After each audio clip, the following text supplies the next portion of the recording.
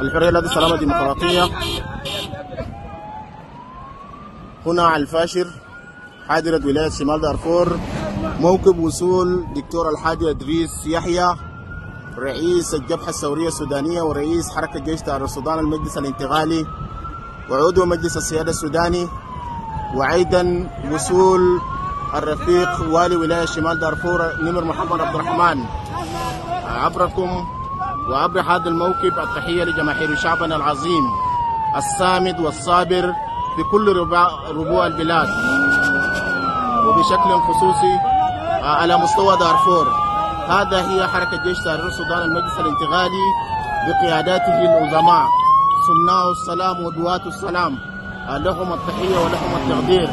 نشكر جماهير شعبنا على مستوى ولاية شمال دارفور، وبالأخص الحضور الكثير المواطنين في استقبالهم لعضو مجلس السيادة السوداني ووالي ولاية شمال دارفور الدكتور الحاج إدريس يحيى. هذه هي حركتكم، حركة وجيش تحرير السودان المجلس الانتقالي، حركتكم الخطية حركة وجيش تحرير السودان المجلس الانتقالي بكل إمكانياته المعروفة وبنضاله الطليق وبحاضره ومستقبله الوافد.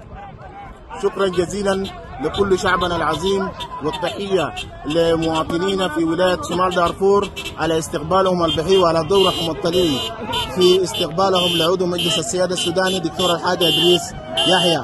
لهم الشكر ولهم التقدير، ولهم الشكر ولهم التقدير. التحية والتجلة لشعبنا العظيم ولكل مواطنينا في ربوع السودان الكبير، وخاصة لشعبنا على مستوى ولاية شمال دارفور.